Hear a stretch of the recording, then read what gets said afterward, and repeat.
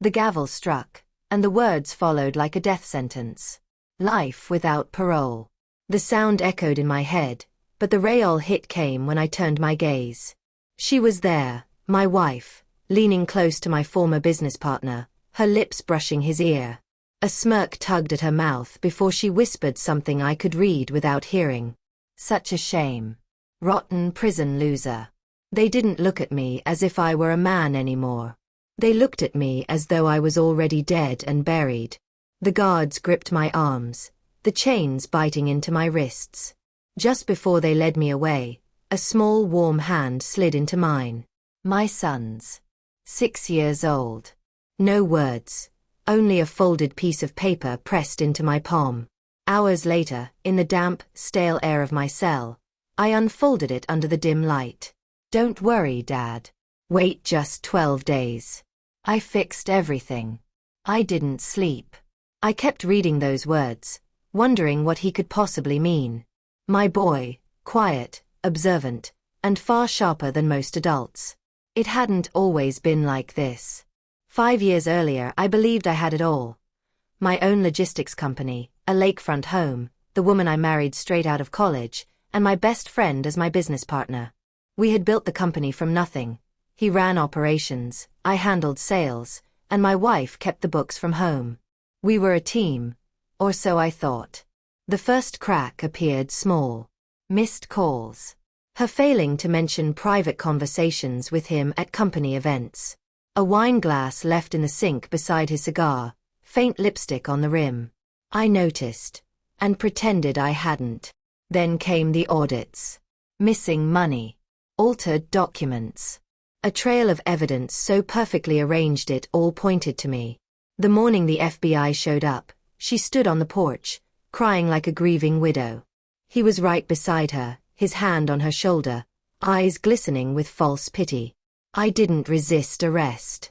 Fighting it then would have made me look desperate. At trial, the jury never once looked at me when the verdict was read. She testified. He testified. Together they painted me as a reckless gambler, a thief who'd burned down his own company for a quick payout. I sat still, not broken but calculating. Prison changes how you measure time. Days stretch endlessly, but your thoughts sharpen like glass. I replayed every moment, every conversation, every forged ledger, every smirk I'd ignored. Rage never got in the way. Rage is sloppy. Then my son's note arrived. 12 days. If it had come from anyone else, I would have dismissed it. But my son. He noticed everything. On day 3, a letter from an unfamiliar law firm arrived. Inside was a sworn statement from one of our junior accountants, dated 2 years earlier, describing how my partner had falsified records, transferred assets to a shell company, and deposited the rest into an account under my wife's maiden name. At the bottom, in my son's messy handwriting, found in Mom's safe. Day 5 brought another envelope. Photographs. My wife and my partner in a hotel room. The timestamp was clear. In one picture, they were handling a briefcase stuffed with company documents. My son's note read, "Neighbor's security camera." I asked for the footage when Mom was out. Day 8, a flash drive came in through legal mail. Audio recordings. My wife and partner arguing.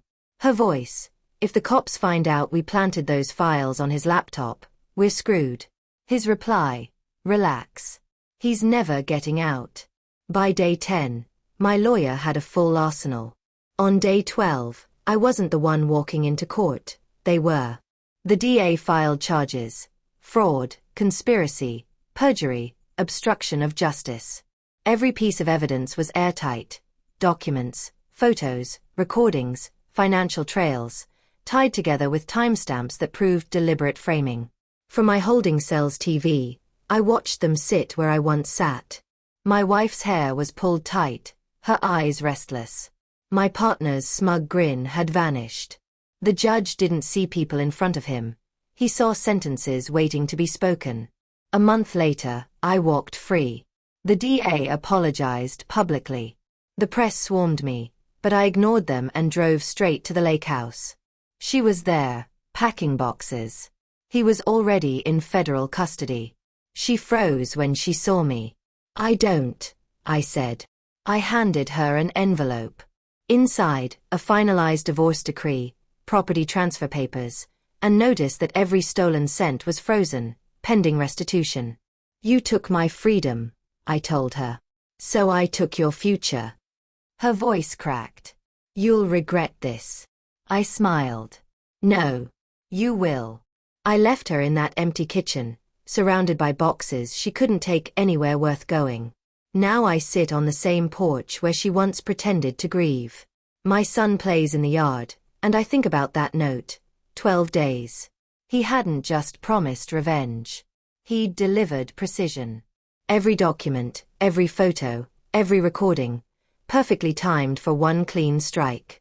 I didn't raise a fighter. I raised a tactician. Justice didn't come from the system. It came from us. And the moment she realized the life she stole was gone forever, that's when her sentence truly began.